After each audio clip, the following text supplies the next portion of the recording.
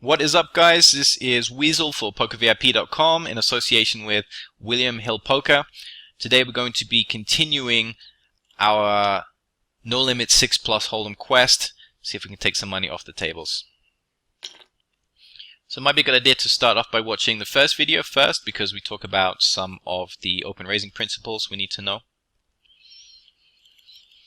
Pocket aces is still clearly good enough to be a value 3-bet. Even in 6+.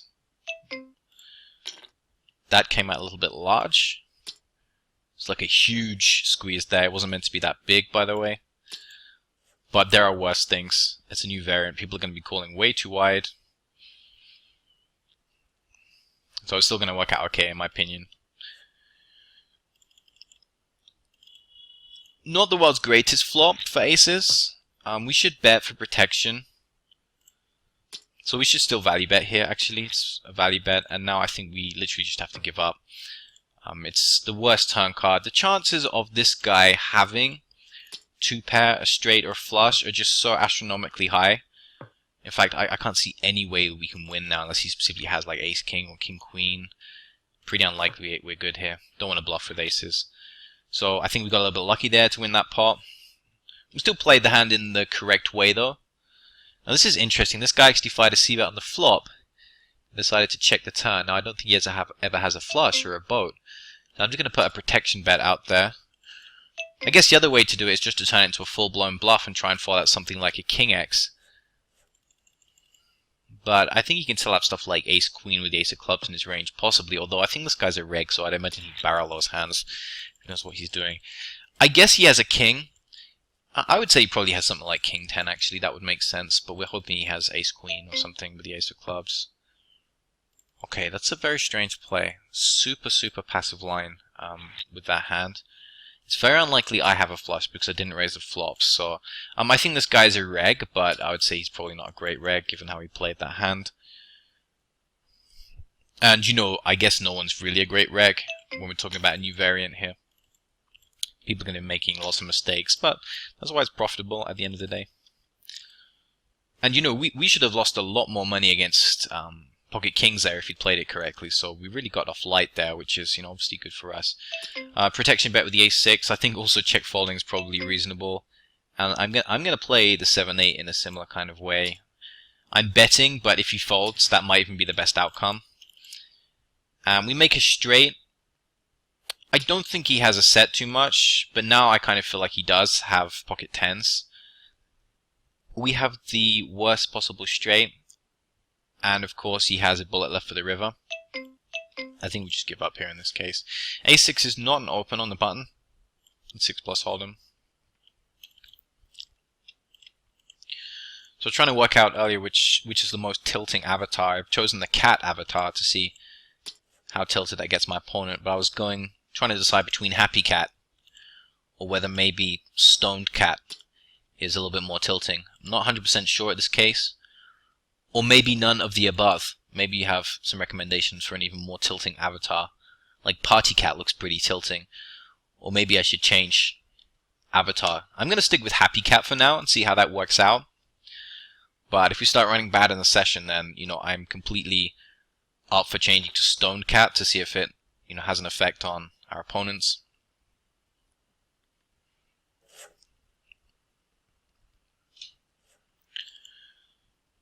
Nine-7 of diamonds from MP. This is not quite an open, actually, according to my charts. So I'm just going to fold. This guy opens from UTG anyway. It wouldn't even actually be a defend in regular hold'em, so generally speaking, if a hand's not a defend in regular hold'em, then it's probably not a defend in 6+, but there are some exceptions where we would fold some hands in regular hold'em, but we defend them in 6+, because the hand ranking system is basically different. The basic idea that we touched on last session is that the absolute best hands are pocket pairs and hands that can make flushes, so suited hands basically. Ace King is a little bit of a tricky spot actually. I think I just tag along here. I actually think that squeezing is going to be too ambitious in 6+ in that situation. Although it could stack off based on the stack sizes, so it's actually going to be pretty close. Okay, I did pill 1 here with a pair on table 4, which was marginal. Now I'm going to fold to the double barrel. Ace King is not an open from UTG in 6+. Even though it might seem like a pretty standard open, Ace King is nowhere near as good in 6+ as it is in regular Hold'em.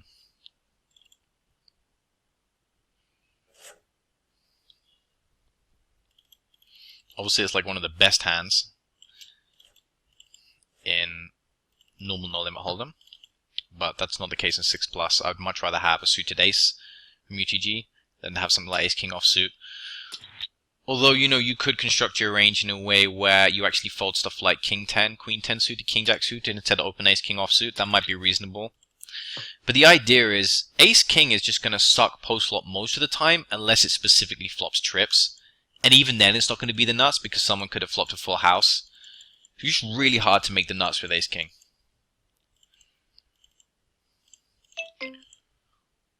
Whereas, you know, any suited hand can make a flush, and that's pretty much the effective nuts in this game. So Ace King has a lot of reverse implied odds in this game as the stats get deeper.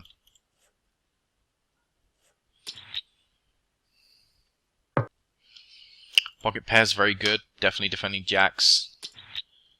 And, you know, that's a pretty good flop. Remember, we beat stuff like Ace King right now.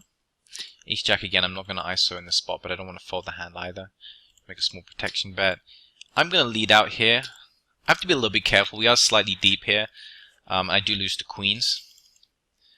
I'm going to do the same thing on the turn here with the Ace Jack, just a protection bet. Small underbet sizing is fine, and just give up on the river. I think it's better than checking. And now, obviously, you know, any 9 has a straight. I don't see why I beat too much now at this stage, actually. This guy probably does have the straight.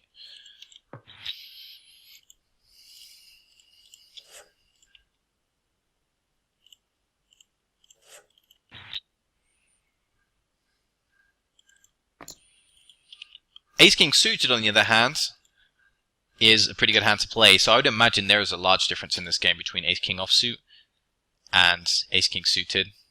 I would say there's a significant difference in terms of the worth of these hands. King 8 is actually a fold from the button on table 1. Again, pretty terrible flop for us with the Ace King. I think I'm not even going to protection bet here. I think check folding is actually the best play now. Queens, definitely good enough to play from cutoff.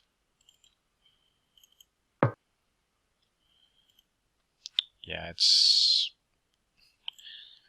I mean, check folding is fine as well. Don't worry too much about this underbet, I guess. It's probably similar EV to checking and check folding. So if it's easy, you can just pretend that I check folded.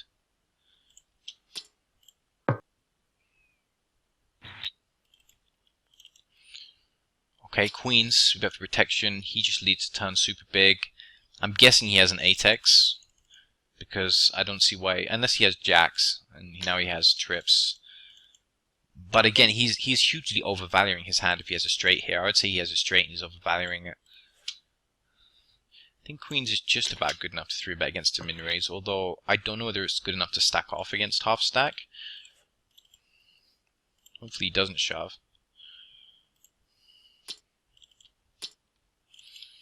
Ace 10. I guess it's just about an ISO, but it's a very dicey situation. Not going to make a lot of money here with this hand, especially with the short guys behind. And I think Jack 7 would just give up now. Okay. Yeah, I'm going to bet for protection with the queens. Very small sizing.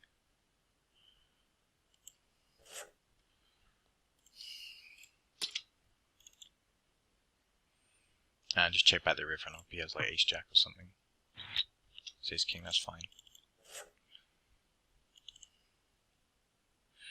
This guy just donk shoves all in. I think we have to fold the Ace 10. 10-9 offsuit, not a great hand to have in this game. Jack 6, pretty standard fold from UTG.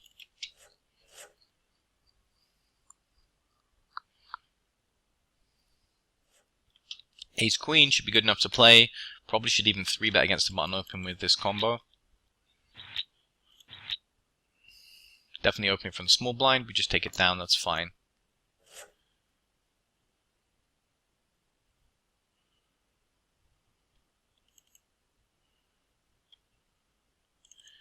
King 8.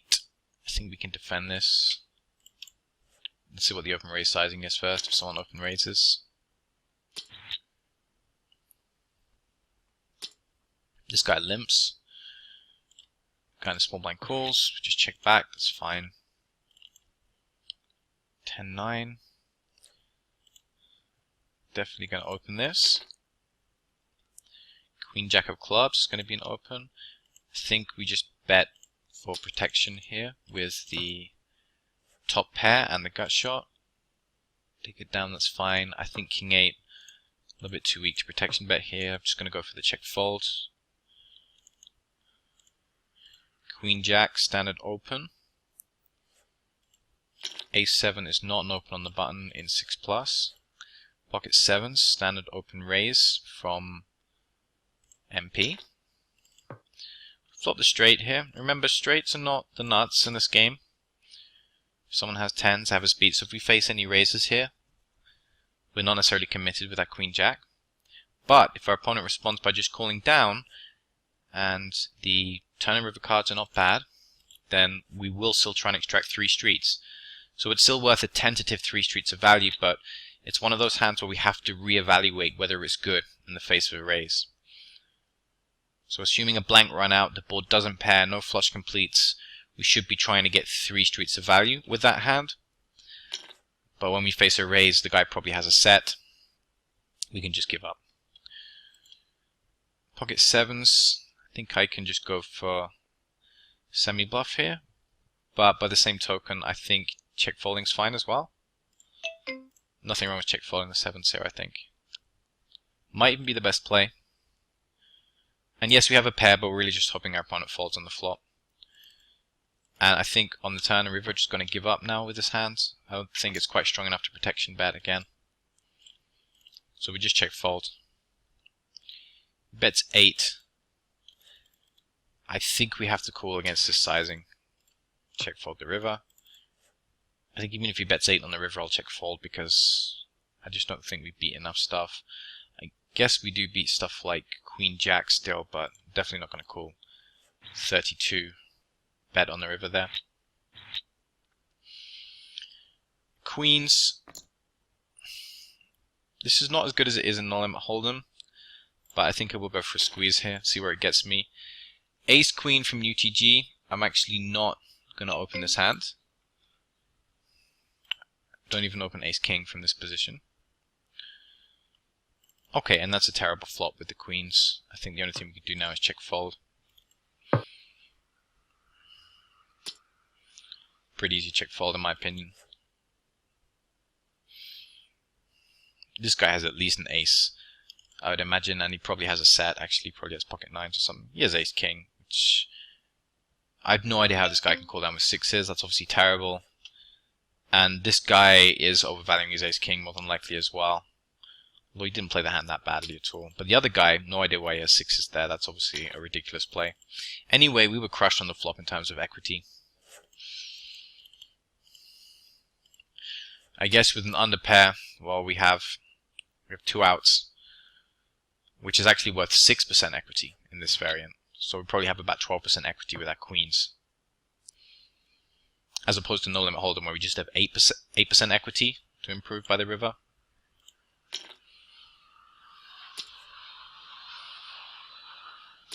So we do have slightly more equity with our queens than 6+, but it's definitely not enough to continue. I guess this hand can be defended against a button open. Actually, it might just about be a fold, and then we 3-bet a bit stronger, actually. I'm just going to fold. But there's a chance that's a defend. Chances to 3-bet, actually. Okay, this is an okay flop. Remember, flush draws are good in this game. Flush draws are very, very good. Okay, this is going to be tough. Like, obviously with the sizing, we're going to need roughly 50% equity to make the call in this case. And I think, I mean, it's going to be high variance whatever we do.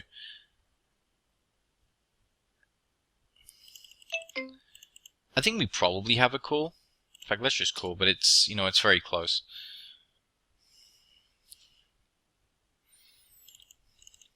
This guy's playing overplaying aces. So, you know, not being a 6+ hold'em expert, so hopefully that was clear. You know, obviously the variance not been around for that long, so I'm not necessarily expert, I'm just better than the other guys at the table. I'm not 100% sure whether that's a correct call. I know it's at the very least very close, and I know we have a bunch of outs, so there's a chance that we were actually a favorite there. In fact, I think against aces we might even be a favorite. I'm not 100% sure. I'd have to calculate it, and it's not like we can just plug the numbers into Equilab, because Equilab is for, you know, standard 52 card poker. So I'm not 100% sure the equity there is, but I would not be at all surprised to find out that we were maybe a favorite there with our 9-10. We have the gut shot, we have the 2-pair trip outs, we have the flush draw outs, obviously. So I think we were probably a favorite in that hand, and as such we made a plus EV call. It's still going to be high variance, who knows if we're beating the rake in that case. So against his hand, I think it's a snap call. Now, whether it's actually a call against his range, that's something that's a little bit harder to work out. Because in his range, he may even have stuff like better flush draws. And when he has better flush draws, obviously our equity is going to take a hit. Although the good news is we do actually beat better flush draws in the sense that we actually have a pair and the better flush draws don't generally. So we may still be doing okay equity-wise. So probably against his range even we have a call. But it's not a spot that I've encountered so far when playing 6+ hold'ems, so there's no guarantee that that's a correct call. I would imagine it is, though my best estimate says that was actually a correct call. It's just going to be high variance, and it's not like we're going to have 80% equity against his range or anything. It's going to be close to a flip, probably, against his range. And, you know, there is a little bit of money in there in the middle, so, you know, even if we had like 48% equity against his range, it's obviously a call because of the dead money, etc.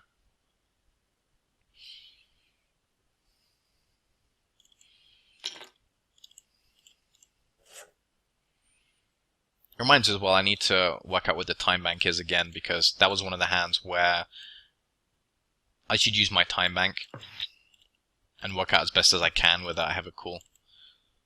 Not 100% sure what the time bank is though.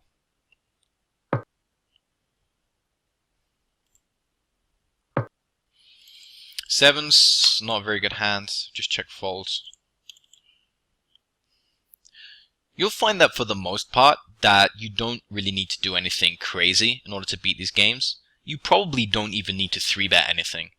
It's really a case of, number one, understanding which hands are the nuts, i.e. flushes and full houses where no flush is possible, or trips where no full house or flush is possible. So understanding this, which means that we don't overplay stuff like straights, for example. We don't overplay stuff like 1-pair, 2-pair.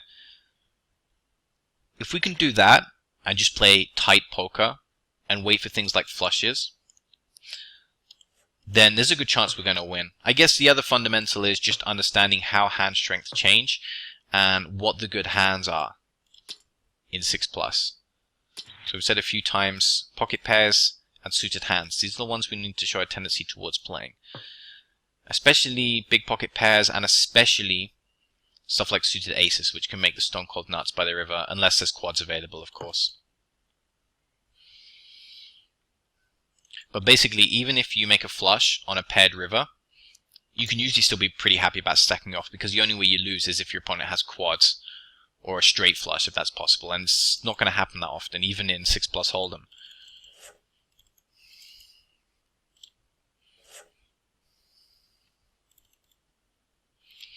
So the way I've approached the game is I've given a ton of emphasis to suited hands and pocket pairs, and I've not really cared that much about stuff like ace-queen offsuit, ace-jack offsuit. I honestly don't think these are very good hands in this game.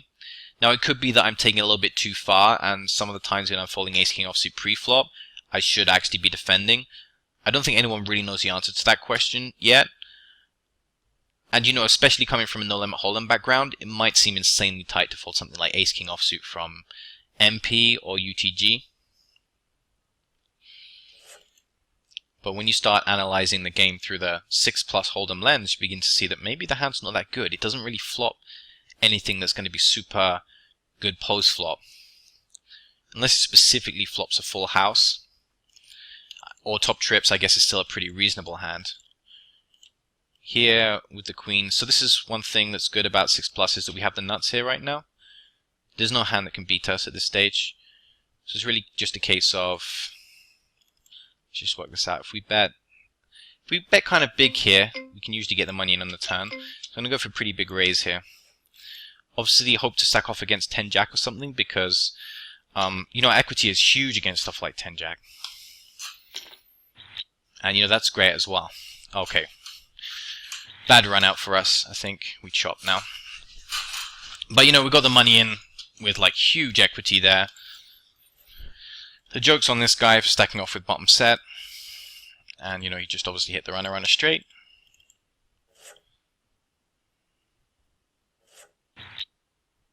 Oh, no, actually, you know what? I'm such a fish, actually. Let me just go to the replayer, okay? So, you know, I've just made a huge mistake there. Based on my no-limit hold'em background. Again, you can tell that I have not seen every situation in this game. And, you know, I'm by no means an expert. I'm assuming that we've chopped here. But obviously we haven't chopped. Because on the board there's a straight. But we have 3 of a kind, which beats a straight. Okay, so I'm wondering why my stack's increased. When we've obviously just chopped. But no, this is my no-limit hold'em instinct kicking in. We obviously still win the pot in this case. And he literally has 1 out to make quads. That's the only way he can really win in this case. So when we translate that into equity, he has about 6% equity to make quads. So yeah, excuse my misreading there.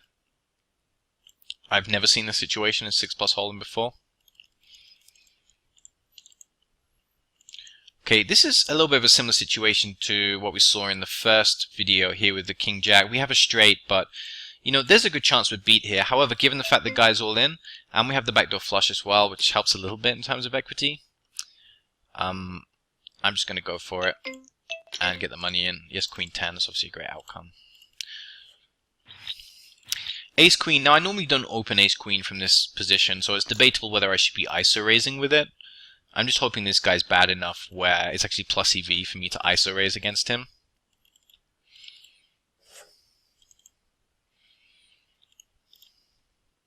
Uh, 10-9 standard open from UTG. Aces, we're going to open, get the money in, so aces we still stack off if we can.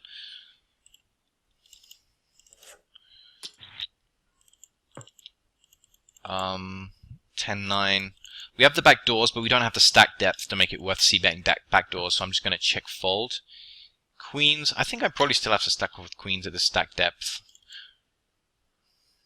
Although remember, there's an increased chance people have aces or kings. I guess protection bet with the 10-9. Well, I don't know if it's worth it actually. I'm really not sure. Maybe it's a better check fold. I guess there are some worse hands like flush draws, jack 9, stuff like this. But actually, maybe that was too thin. Queen 8 suited from cutoff. This is the weakest hand, or the strongest hand that I'm folding. So I'm going to open Queen 9 suited in that situation. Queen 10 offsuit. Obviously pretty easy defending regular no limit. I think we can fold in 6+ though. Could be wrong. I'm just gonna put a small protection bet here with the Queen King. I don't think it's quite a value bet. Obviously this hand would be a value bet in no limit hold'em. I think it's not going to be as clear for value in this case. King 10. Now the question is, do we ISO? I think this hand should be a pretty clear ISO actually in this case.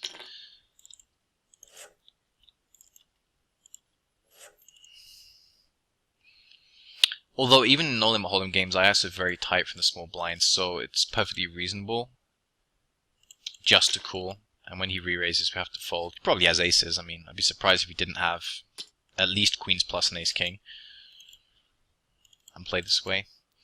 Ace Queen, not a great hand, but we do play it from the button though.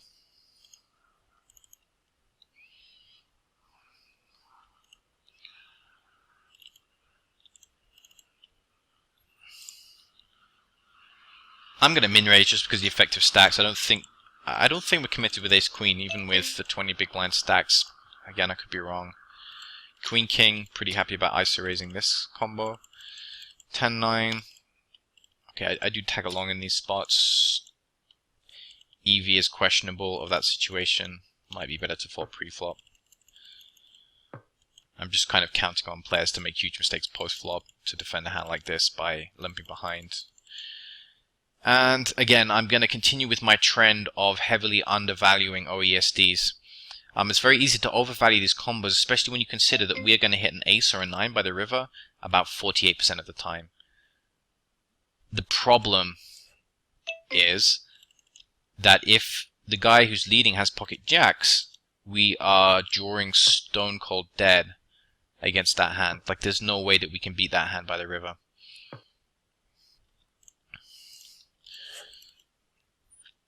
So I haven't fully analyzed the impact of this, but it seems there are more situations in 6+ where someone can just be drawing stone cold dead on the flop. I think it happens a little bit less in the limit hold'em, but OESDs you have to be super careful with in this game. They're nowhere near as good as they are in no limit, because in no limit, if you have an OESD, you're basically drawing to the nuts. Like if you hit, assuming there's not a flush draw there completed on the turn and river.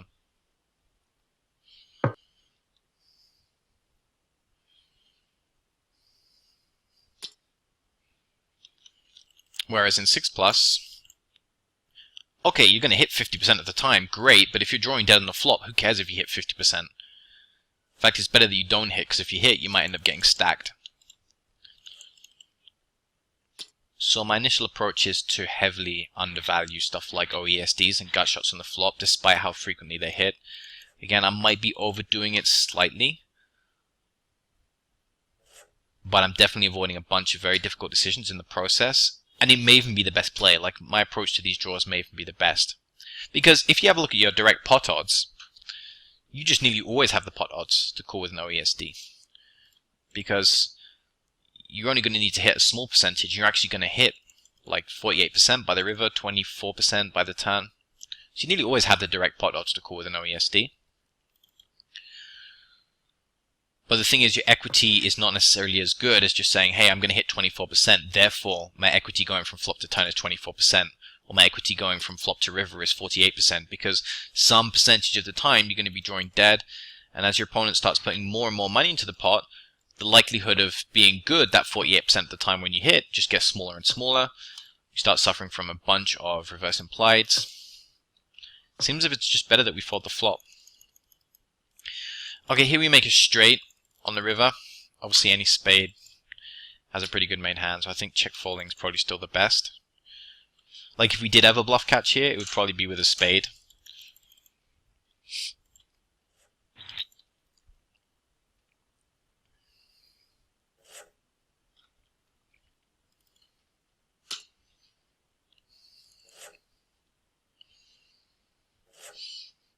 Queen Jack.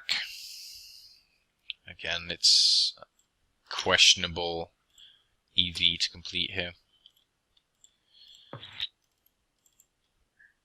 Definitely would complete in no limit hold'em. I think with the ace king here, we're going to bet for protection, and the backdoor flush draw is nice as well. I don't think we need to bet super big. And I think on that particular turn card, we might as well just check back and hope to get a showdown, maybe free roll a queen on the river. It's possible. Just a 10. So we counterfeit some stuff, which is nice. We counterfeit stuff like king jack, king 9. So we just check back, I think. Actually, no, we don't counterfeit king jack, sorry. We counterfeit king 9, but not king jack. That still has us beat. Anyway, I think we beat enough stuff where checking back's good. Chop with ace king, that's fine.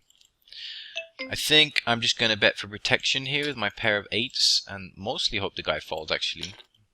Probably works out a better outcome for me if he folds. Ace 10.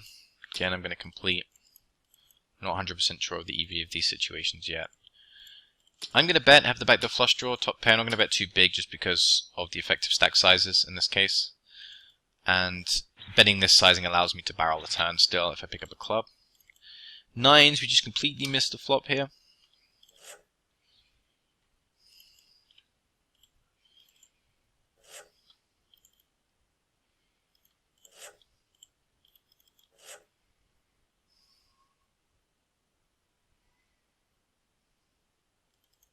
King Jack.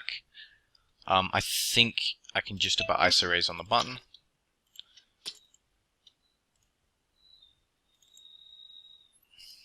Alright, just gonna play the King Jack and the 10s and the Ace 8, then we'll call it a session.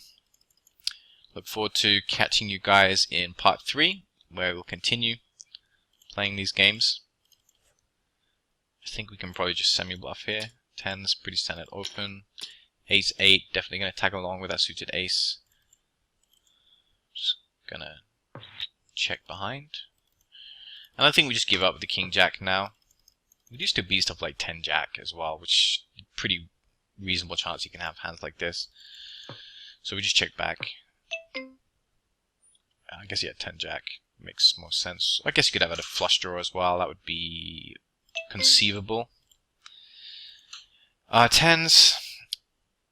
Okay, so he's shoving 20 bigs, and I'm not going to call 10s. There's a chance it's a call. Obviously, it would be a call in regular no limit. Yeah, he had an ace king in this spot, which doesn't make any sense for this variant. It's going to be a pretty clear losing flop call in my opinion. Alright, so thanks very much for watching, guys. If you have any questions, leave them below the video. Look forward to catching you in part 3 of this series. This has been Weasel for PokerVIP.com in association with William Hill Poker. And obviously, before we finish, we have to play the 7s now, because it's not a good session unless you get stacked on the last hand. So let's just play this, then we'll call it a session. So long as no one raises, we're pretty much in good shape for the majority of the hand. It's not that likely he has 10s or pocket kings. In fact, if I recall correctly, I wasn't paying too much attention because I was talking. I don't think this was a guy that 3-bet originally, so the chances of him having pocket kings is low. He could have 10s, but you know, he's played it in a very passive way. I think we just value bet river here. I don't think he can have 8s. I don't think he can have kings. He could have some combos of 10s, but the truth is that he would have probably played them a different way. And I do think guys can overvalue a 9x. It's one of the reasons why the game's so profitable. So I may even just be bet calling the river there with that hand. Alright, thanks very much for watching, guys. Catch you in part 3 of the series. Good luck at the 6 max hold'em tables. And remember, if you want to play some 6+ hold'em action, you can do so at William Hill Poker. Alright, thanks very much, guys. Good luck at the tables.